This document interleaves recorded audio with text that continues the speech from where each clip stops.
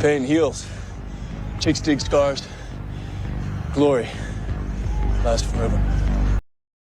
Welcome back to the channel. Thank you so much for being here. Appreciate all your support. Hope you're having a fantastic day. Shout out to the 19. Can't believe we're rolling into June in a few days.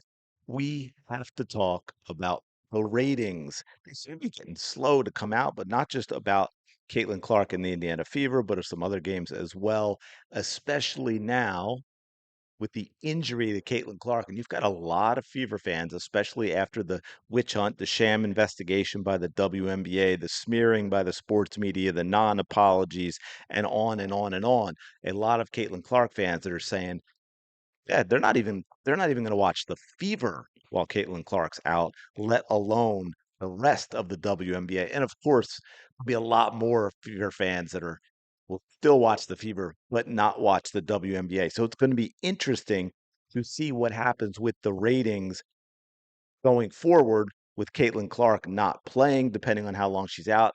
If it is just 2 weeks, it would surprise me. But then again, I don't know. It wouldn't surprise me if Caitlin Clark is a fast healer. So I want to take a look at some of these things, as you can see here from Front Office Sports. All five, shocking, all five of the most watched WNBA regular season games of the past 2 seasons feature Caitlin Clark's Indiana Fever. Two of the Fever games to start this season have already made the top five. Of course, I've lost track at this point, but I want to say it's what the Caitlin Clark and the Fever are like 20, 28 of the top 33 or something like that.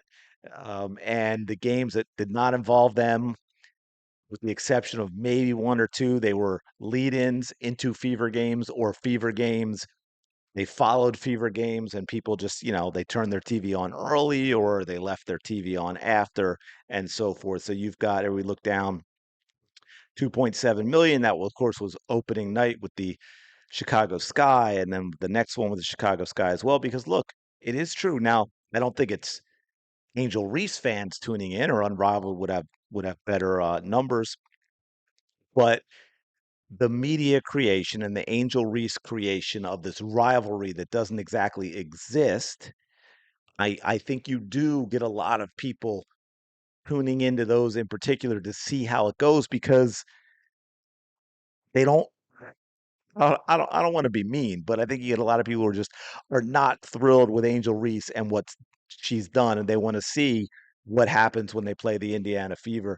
So of course you're going to get that. So that's that aspect of it. I think there's a lot of nonsense, like the investigation that Angel Reese also then lied about. In my opinion, and I did that interview in another video where she basically, you know, said she heard these things being said, and now the WNBA has said no one can prove anything. So I guess Angel didn't actually hear these things. No one ever asked her what specifically she heard. But anyway, so then you've got 623, 2.3 million, 616 of last year, 2.26 million. 818 of last year, 2.23 million, and this year the game against the Liberty, 2.22 million on CBS, which was this one. CBS's most watched Fever Sky game last year, featuring Caitlin Clark as well, which I think was, yeah, the one right above there at 2.25 million. This one did 2.2 million, the second most watched WNBA game ever on CBS. And of course, Caitlin Clark owns the most watched as well. So that's where you get this number. The win, the win, the game peaked at 3.24 million and delivered the eighth largest WNBA audience since 2001, sixth if we exclude last year's draft and all-star game. But I want to scroll up because we did actually get a couple other numbers here that is interesting to take a look at. Here we go. Ion. Friday's Sun Lynx and Storm Mercury doubleheader averaged 431,000 and 344,000, respectively, on Ion, both down sharply from last year's lone window, which was Fever Sparks, 724,000. Now, again, Ion's going to have, as you can see by that Fever Sparks game, although Caitlin Clark, of course, did top 1 million with Ion games. It is going to be lower than, say, CBS or ESPN, but we're not seeing any kind of bump there. We're not seeing any kind of bump. 431 and 344 non-Caitlin Clark WNBA games last year in totality averaged 394,000. So we're not seeing the bump that we should be seeing. So it's going to be interesting now with Caitlin Clark out.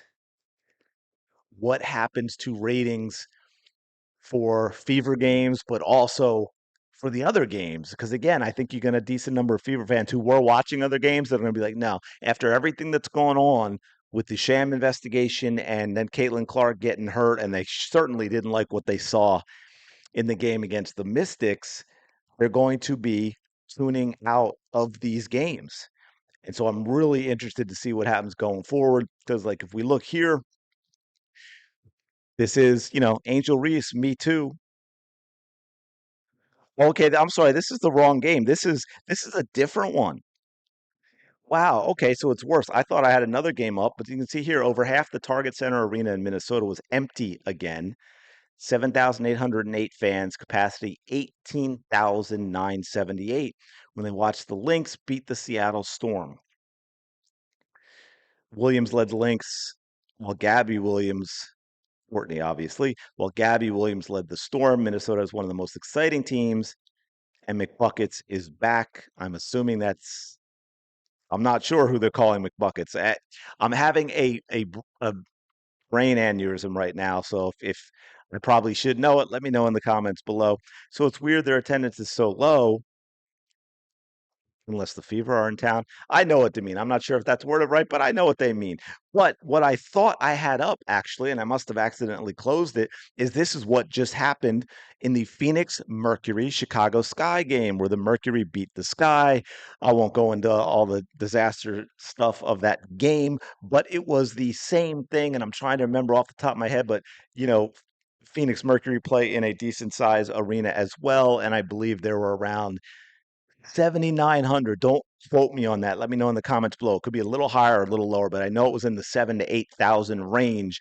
It was, again, like this one. Well, this is less than half full, but it was close to half full, if I believe. So we're playing to very, very empty arenas when Caitlin Clark is not around. So that's a concern. Obviously, as the WNBA grows and with the new media rights deal, you get where, showing up live to games isn't a backbreaker or a hugely important piece in terms of overall revenue for the league, but it definitely is an indication as to whether or not the sport is truly growing. And you've got 7,800 in an almost 19,000 seat arena. You had about 8,000 or so, which was about half in Phoenix to watch them play the Chicago Sky. These are concerning numbers for the WNBA. And now we get to see what happens with Caitlin Clark being out and what those ratings are going to look like, both for Fever games and non-Fever games. It'll be very interesting to see. Let me know your thoughts in the comments below. What do you expect from the ratings going forward for if Caitlin Clark, especially if she's out more than 2 weeks, for the whole league as well as Fever games? Let me know your thoughts in the comments. Smash the like button, subscribe to the channel. Really do appreciate it. Go have the day you deserve, and I will talk to you later.